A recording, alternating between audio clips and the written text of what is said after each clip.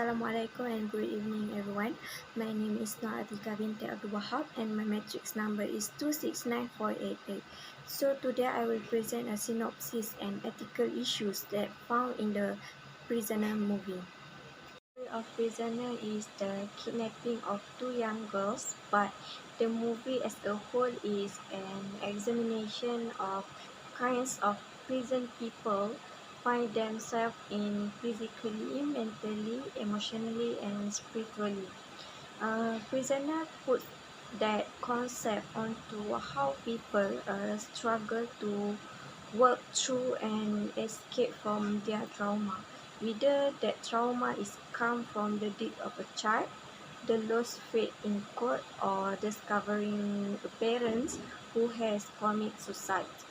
So the story tells that Killer Dove portray a loving father and husband whose life is thrown upside down when his daughter and another girl go missing in Broadside. To solve the murder, enter the Jillian Halls Institute investigator, whose research rapidly leads to a mentally detached young man. However, due to a lack of a proof, the suspect is released. So this things causing that the dad to take this matter into his own hands.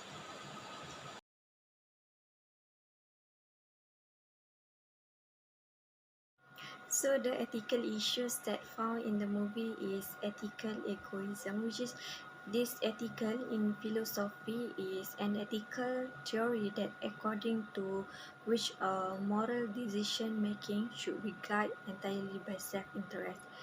Ethical egoism is often contrasted with psychological egoism and the empirical claim that advancing one's self-interest is the underlying motive of human action. One great advantage of this ethical is over the normative theories is that it is avoid any possible conflicts between self-interest and morality. Another one is it makes moral behavior by definition rational on the plausible assumptions that is rational to pursue one's own interest. We have been told that we should always follow our priorities, whether it is dealing with job, families, education, or faith.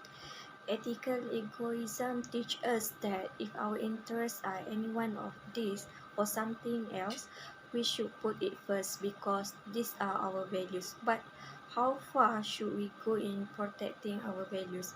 Is there any limit of how they should be protected? So this film presents this moral dilemma of torture through the character decisions and emotions. This film really focused on the character, which is their thoughts, anger, distress, and mistakes that become part of your mistake in future.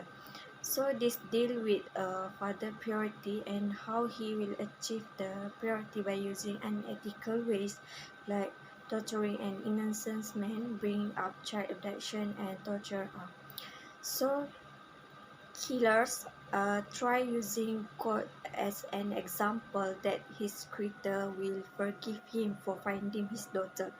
Killer Dove presented more of self-interested ethics when his daughter Anna was kidnapped. His, pen, his panties is very short, knowing that the daughter were missing for a week and expecting Detective Loki to solve this case in short amount of time. Killer doesn't understand what his actions of torture can do in future case. So he is never at home because he is too busy torturing Alex when he could be supporting his wife Grace and older son. This is presented when Ralph confronts Keller about leaving his family behind. Keller has a lot of pressure of being home caretaker and the safekeeper for their family. So guys, to understand the story further, I will show the short scenes that I have found in the movie. Let's watch. As we begin the film, we see Keller Drover and his son Ralph driving back from a hunt. Keller explains to Ralph the importance of being ready in times of disaster. Later in the day, Grace Drover gets ready to leave home with her daughter Anna. Arriving at their neighbors, they are greeted by Nancy Birch. Franklin Birch plays with Anna and one of Birch's daughters, Joy. As everyone sets up for Thanksgiving dinner, Anna wants to go play outside with Joy. Keller says to ask Ralph to go with them, and they go off. Outside, Anna and Joy start to mess with an RV, but are pulled away by Ralph and Eliza.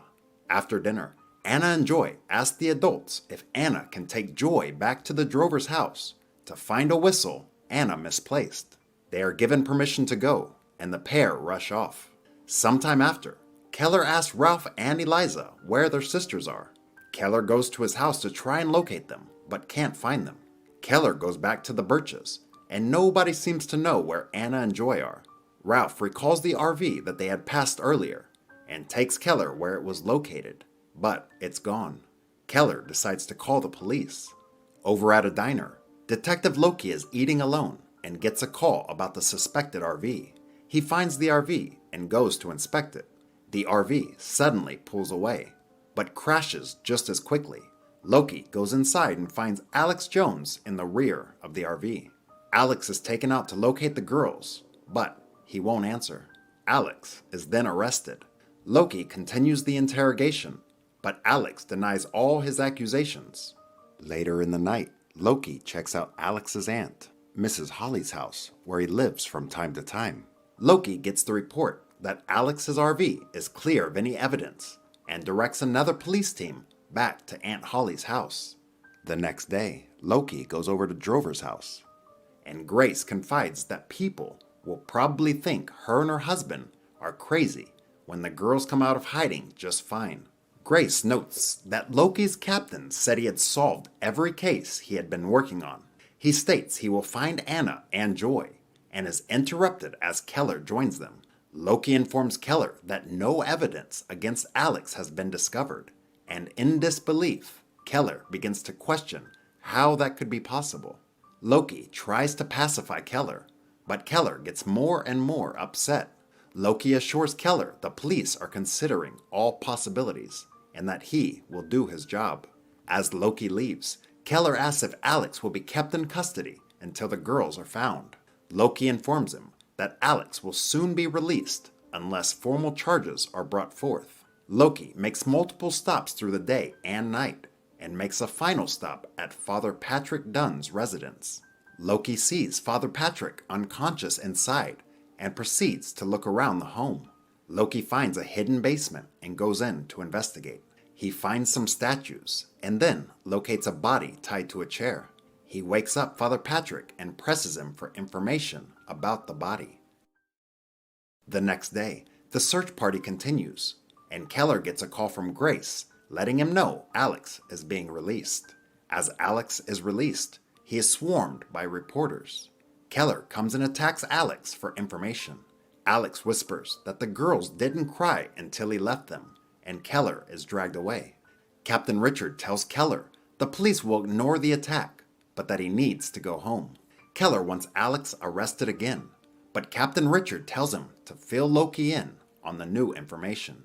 Later, Loki goes to visit Alex and Holly, asking if he said anything to Keller. Loki asks if Alex wants Holly to go to jail if he isn't telling the truth. He calls Keller and tells him he is moving on from Alex as a suspect. Keller then goes to comfort Grace, who just wants Anna to come home. She demands Keller make Anna come home, and Keller gives her some medicine to calm her down. Keller hands Ralph the pills and tells him to look after Grace while he goes to help the police. He goes to Holly's home and waits outside until nightfall. He gets a weapon and approaches Alex as he walks his dog. Keller asks where he heard the Christmas jingle he was singing, threatening him with the weapon. The next day, Keller takes Franklin to his old home where he is keeping Alex hostage. Franklin is shocked and says they should take Alex to the police. Keller says they need to force him to talk or their daughters will be gone forever. Keller talks to Alex and gives him one last chance to confess. We then hear a loud thud as Keller yells for Alex to confess what he knows. Meanwhile, Loki is back at the station looking up old child disappearance cases. He then goes to follow up the lead, talking to Mrs. Millen, who had her child abducted 26 years ago. It is very near to where Alex's RV was first sighted. Later that evening, Keller is still interrogating Alex, who is now badly injured. Alex refuses to talk, but Keller is sure he knows something. Keller threatens further, but Alex still gives up nothing. Franklin attends a vigil for the missing girls and comforts his grieving family. Loki is nearby and notices Brad Taylor placing a teddy bear amongst the candles. Loki follows as Brad leaves and takes off after him as Brad runs away. Loki chases Brad to a house and is surprised and attacked by Brad and ends up losing him by a busy road. The next day, Franklin and Nancy see Brad on the news as a new suspect, but leaves to go with Keller to interrogate Alex again. Keller is sure that Alex and Brad know each other and goes to find the truth. Franklin is visibly upset, but goes as well. Meanwhile, Loki informs Captain Richard that Alex never came back home from walking his dog some nights earlier. He questions why Alex wasn't under surveillance and that he needs to know where everyone involved is. Loki rewatches his interrogation of Alex to see if he can find any new information. He receives a call and goes to a shopping center to meet with a witness about Brad. Meanwhile, at the abandoned house, Keller tells Franklin they are running out of time. Franklin returns home and is questioned by Nancy as to his whereabouts, and he confesses to Nancy.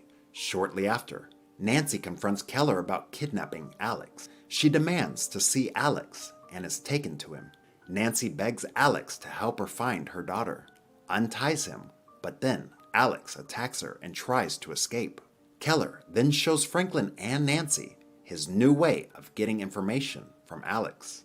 Franklin claims Keller doesn't even truly know that Alex is the culprit and this has to stop. Keller simply gives him the hammer and leaves. However, Nancy stops Franklin from opening up the device and they both leave as well. Meanwhile, Brad sneaks in on Eliza while Franklin and Nancy arrive home. Brad escapes into the Keller's home, waking Grace up. Grace thinks it's Anna as Brad again escapes. Ralph goes to calm her down and she explains to Loki what had happened. The next day, he tails Keller and follows him around town to the abandoned house. Keller notices Loki and goes to confront him. Keller gets in his car and Loki asks him where he was going. Keller lies, saying he just wanted to buy something from the store. Loki says he knows that Keller hasn't been helping the police like he told Grace. Loki informs Keller that Alex is missing, and Keller claims Alex left town because he's guilty. Keller becomes enraged, worrying about his daughter and demanding Loki look for her and not to follow him anymore. Keller walks home and goes to sleep. He hallucinates that Anna is beside him. He asks who did this to her, but wakes up before he gets an answer. Keller goes back to Alex and puts him through terrible pain to get any new information. At the same time, Loki comes to the house as Loki approaches. Keller rushes to hide as Loki comes inside. Loki comes across Keller on the floor and proceeds to look around. Keller shows Loki around the house, but Loki gets a call about Brad and rushes off, leaving Keller behind. Loki finds Brad at home and asks why Brad ran away from him. Brad tries to escape, but is captured. Loki begins to search the home while he calls for backup. He breaks into a room and finds a bunch of crates. He opens a crate and finds some dangerous snakes covered in bloody clothing. He does the same for the others with the same results. In the last crate, he finds a book full of mazes.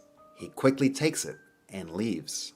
Later, Loki informs Keller that they haven't found any bodies, but the Birches identify some of Joy's clothing that was found in the crates. Keller recognizes one of Anna's socks and begins to cry. He blames Loki for wasting time and not saving his daughter. Back at home, news reporters come to the Drovers' house. Keller tells Ralph not to talk to them, but Ralph counters that Eliza told him the girls were no longer alive. Keller insists it isn't true and to not let Grace know. Ralph says that Keller has just been leaving the family on their own, and Keller storms off in a rage. Meanwhile, Loki has been watching Brad go over the mazes Loki had found. Loki enters the room and asks what Brad is drawing. He attacks Brad when he won't tell him, but in the scuffle, Brad gets a hold of a weapon and ensures he won't tell the detectives anything. Back at the abandoned house, Keller prays for forgiveness and confesses to Alex he doesn't know what to do anymore, but knows Alex still knows something. Alex says he will find the girls in the maze. Keller demands to know where the maze is, but to no avail. Keller goes to Alex's aunt and apologizes. Elsewhere, Captain Richard tries to comfort Loki about not solving the case in time. Loki is extremely frustrated and breaks down. He then notices a picture similar to the maze Brad drew and gets a call. Loki goes to Brad's house and he is told that most of the evidence is fake and the mazes were just copies. Loki insists there is a connection and questions how Brad got Anna and Joy's clothes. He speeds back to the Drover's house and finds evidence that Brad stole Anna's socks from the house. Grace gets a call, and while Keller pulls up to the house, she races out, saying that Joy was found, but not Anna. They rush to the hospital, to Franklin and Nancy. Keller tries to question Joy, but is stopped. Joy recalls the events that led up to her being found and says that Keller was present where they were taken. Keller races off and speeds onto the street. Loki pursues him to the abandoned house and hears Alex in pain. Keller shows up to Holly's house and offers to help fix things around the house to apologize.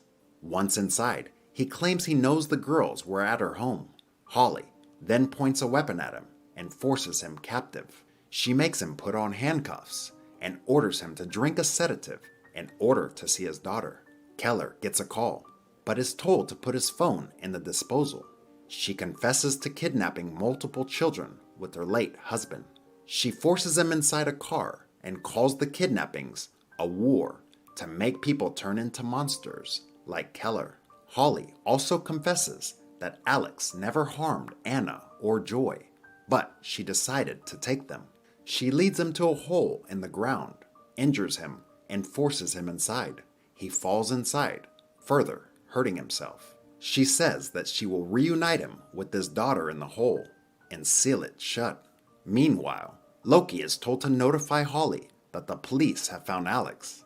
Back in the hole, Keller struggles around and finds Anna's whistle. Loki arrives at Holly's, and as he knocks, Holly goes to where she has hidden Anna. Loki enters and hears movement in the house. He arrives just as Holly gives Anna an injection. She asks to be cremated and attacks Loki. He defends himself and leaves Holly to save Anna. He is badly injured, but speeds down the highway to get help and makes it to the ER. Later on, it seems Keller is still missing after being put in the hole. As Loki recovers from his injuries, Grace comes to visit with Anna, Nancy, and Joy. Grace talks to Loki, telling him Keller hasn't contacted her, and asks if Loki will find him. She says she misses him, and that he did what he had to do to find Anna. Back at Holly's, Loki watches the excavators leave, but hears Keller whistle down in the hole, and the screen goes black.